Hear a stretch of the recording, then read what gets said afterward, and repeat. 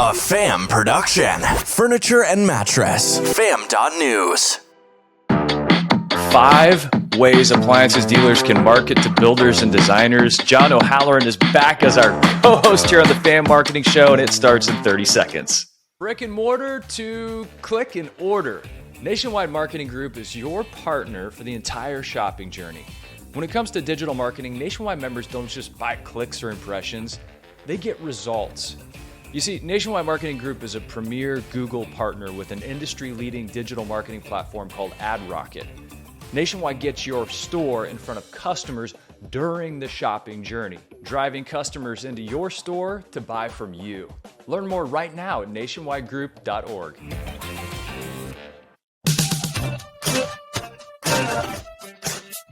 Welcome back to the show, Mr. John O'Halloran, the Director of Luxury Appliances with Nationwide Marketing Group. John, thanks for being back on the show. I kind of put you on the hook last time and said you got to come back because we really need to talk about how appliances dealers can market to builders and designers, because the builders and designers are the ones who are really influencing the sale of luxury appliances. So you're going to break it down for us with 5 hot tips, hot takes and hot tips from John O'Halloran. But first, we have our trivia question with Yo Adrienne. Yo Adrienne. Okay, I don't have multiple choice for this one, but what was the first kitchen appliance ever created? Ooh, the first kitchen appliance ever created. I'm going to say... Go for it. What were you going to say? Well, I'm not going to guess now. I have my guess in mind, but you got to stick around to the end of the show because Adrienne's going to reveal the answer, and we'll see if the expert, the guru, the man, the myth, the legend, the luxury appliances expert, let's see if he knows the answer. And John, I'm going to guess something right out of the gates. I'm going to guess that back then, the first appliance that ever made it into a kitchen was automatically considered luxury. I hope so, right? You're talking like the outhouse, right? The first bathroom in a home was probably considered luxury, right? Versus being an outhouse. But this was the first kitchen appliance. So be thinking along those lines.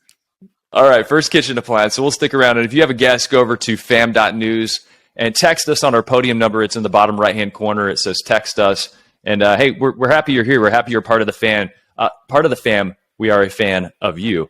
Be sure also to subscribe on Apple or Spotify or wherever you get your podcasts, and sign up for our newsletter as well. John, last time we talked about how you can beat the big box by marketing luxury appliances. And one of that conversation led into this idea that if you want to market luxury appliances, it's not the traditional path to purchase for a consumer, because many of these luxury appliances are being purchased in conjunction with remodeling an entire kitchen or building a new home. So getting in touch with builders and designers and architects is a good strategy for a retailer. And that's more, relationship building and being top of mind with them. So hit us with some of the ideas on how appliances dealers can market to the builders and designers. And I think you got 5 of them. Yeah, hey, thanks, guys. Great to see you, and thanks for having me back. I appreciate it. And I love that you guys are focusing on the appliance business. I just have to say that. Okay, this is the most fun side of the business when it talks about everything that you're talking about, furniture and bedding, my opinion. But so I think we need to look at, there's a number of different ways retailers can market to what we'll call the influencer community. But I like to start kind of more with some of the basics, because the influencer community, it's very large, and they have such a strong impact on the relationship with the clients that the retailers will be working with, but also just on the design and some of the brands and selections that consumer will make. There needs to be a really strong relationship between that retailer, right, whether it's a sales associate or somebody within that retail organization, and the designer, because they're working together on the same client. So I would say the first thing you need to do is make sure, and this is nothing new, right? But make sure we continue to do this, kind of getting back to the basics, but is to make sure you're involved with all the appropriate trade associations in our industry. Okay, so we're talking about, the first one that comes to mind would be it's the NKBA, the National Kitchen and Bath Association. There's the ASID, that's the American Society of Interior Designers. You've got NARI, which is Association for the remodeling industry, and then when we're talking builders, right, the National Association of Home Builders, then NAHB.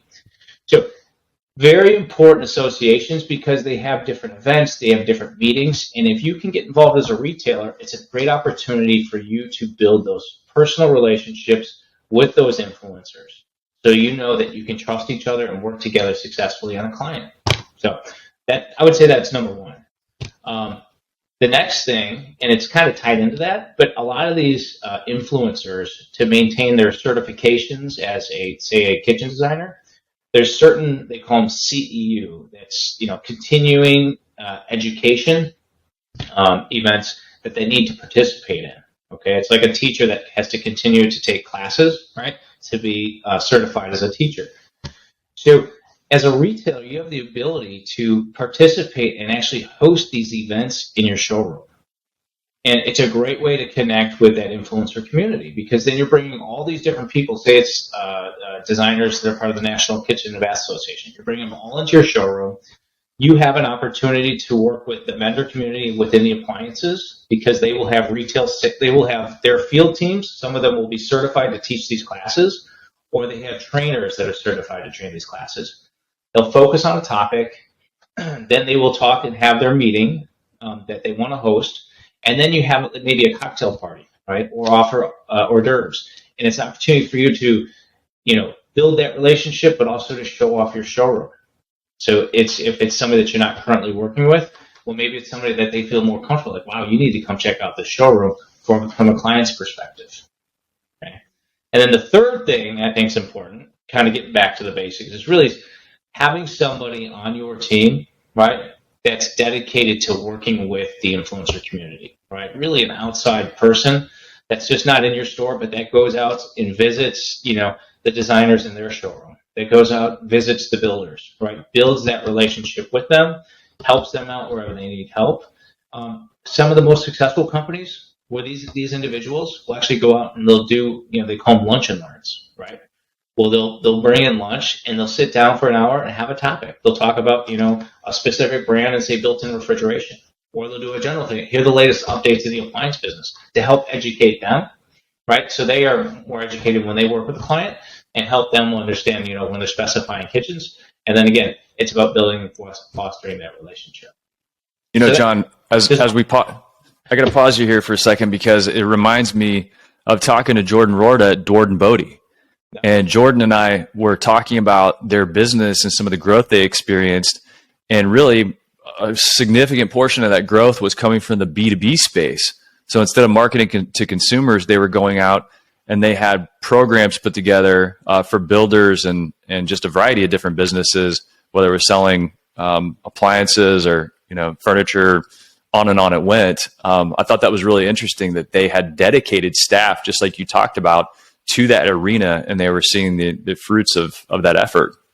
Yeah, and Jordan's a great example. He does a phenomenal, at Dord & Bodie, they do a phenomenal job, especially catering to the luxury, consumer and the influencer community.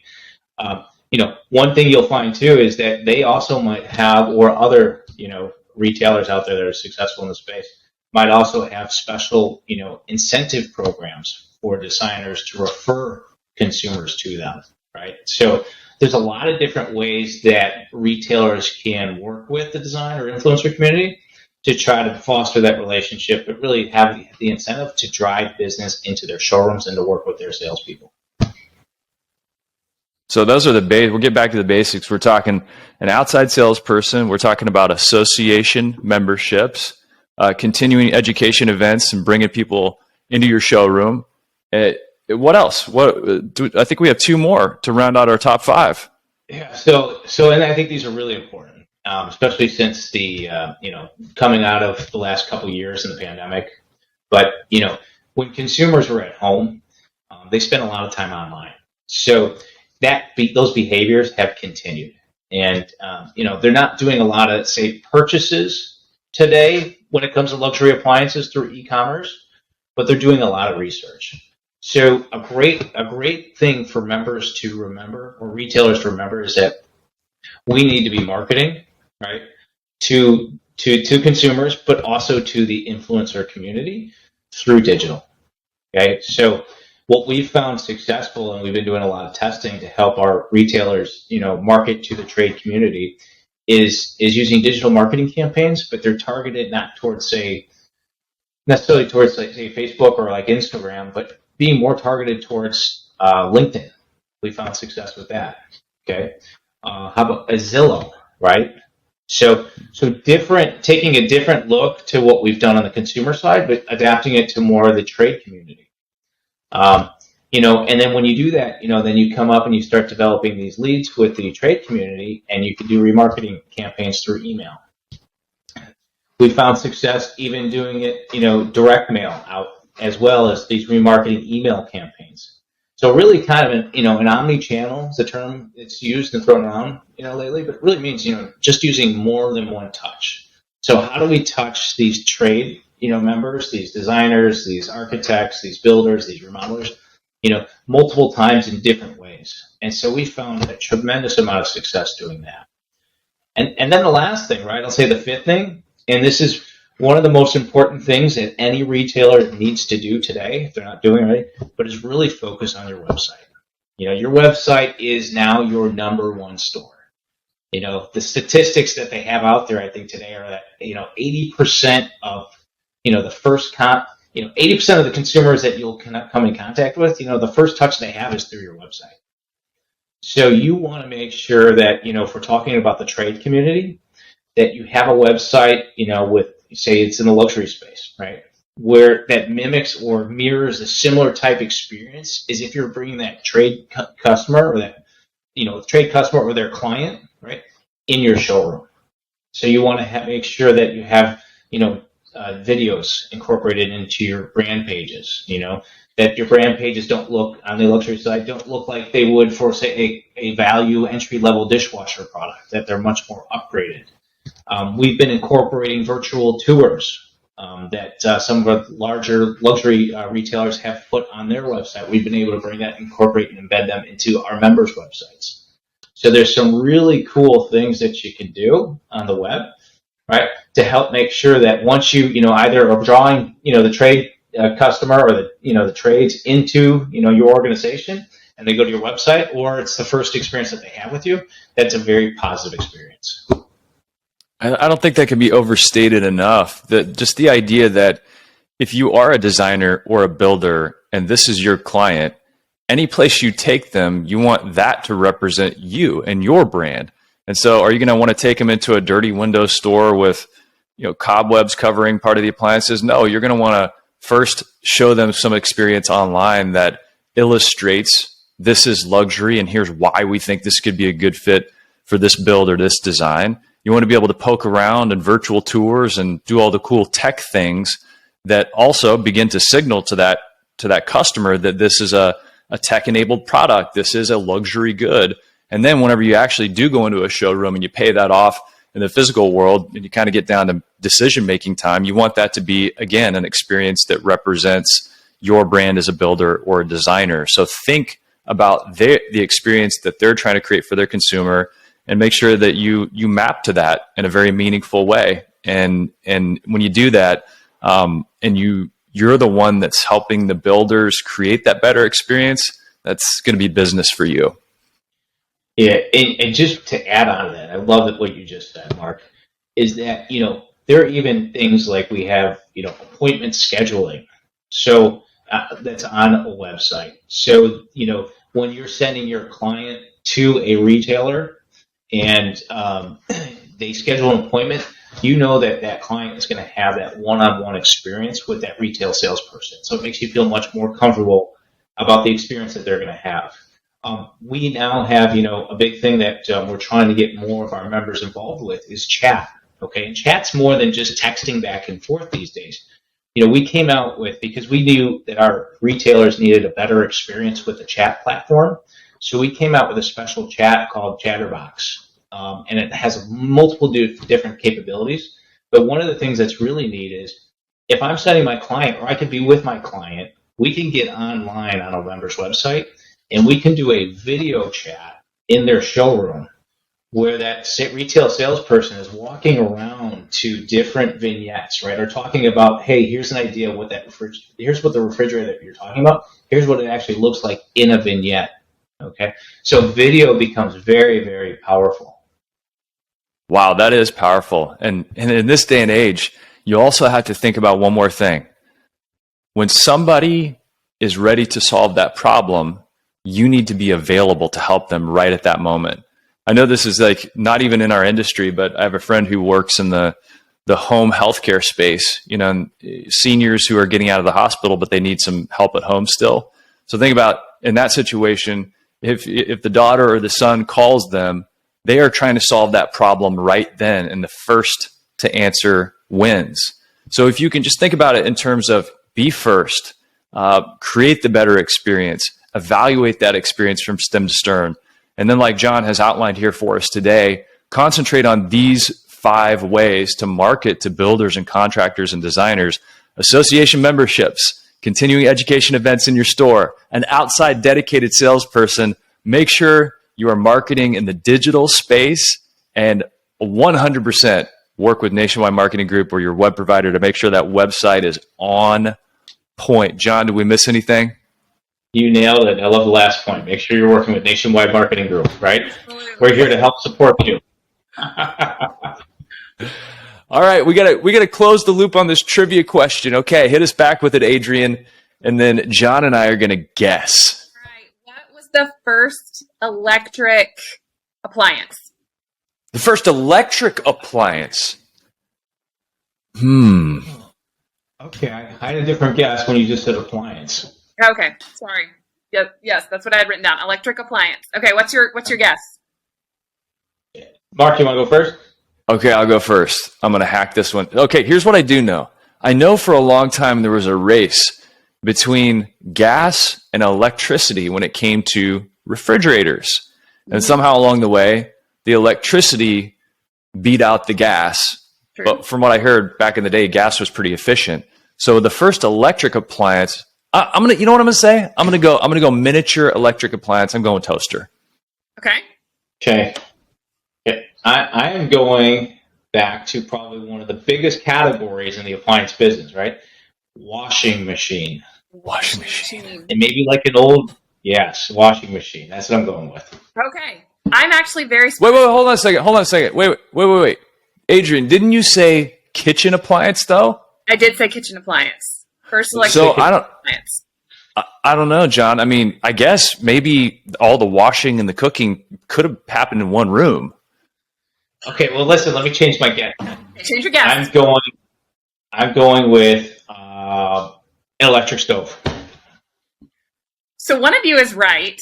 And here's the interesting piece. So it actually was called an electric oven, but it was really a toaster. So they call it, under the patent, it was called El Toasto. And this was invented in 1905, but the toaster didn't actually catch on until 1933 when sliced bread became a thing. Of course, the greatest thing since sliced bread, there had to be an appliance to support that. You know, so what I heard there is John and I both got it right. You kind of both did, because the patent was actually submitted as an electric oven, but they also, the term name for it was El Tosto. It was by a guy named George Schneider in 1905. And then eventually in 1933 it caught on when loaves started to be sold at stores sliced. That's awesome. You see, I learned something today, didn't you guys? Good. That is awesome. You know, I think we're going to have you back on just to do a show at some point about smaller luxury appliances. What do they call that? There's a category name for that, right? Well, I mean, people classify it as kind of just small appliances. Yeah. But, well, I'll tell you, there's one out there. It's a countertop ice maker. I won't get into the details. It's life-changing. So, yeah, I'd love to be back. All right, hey, maybe that's something we can tackle. So it's kind of like selling the iPod before you get the MacBook Pro. Maybe some of the smaller appliances are what retailers can sell as like that hook item, and people fall in love with it. Now they come back and they work with the builders and the contractors and do the entire luxury appliances in their kitchen. John O'Halloran, the director of luxury appliances with Nationwide Marketing Group. Appreciate you, my friend, and look forward to chatting with you in the near future. Adrienne, I'm going to take us out here. So, hey, thank you so much for tuning in. If you have a marketing tip that's worked for you, head over to fam.news and text us on our podium number. And be sure to subscribe and never miss an idea that can make you You fill it in. Make you fill it in. Make you how about this? Make you the toast of the town, toaster of the town. The toast of the town. And be sure to join us each week as we bring you more FAM marketing magic.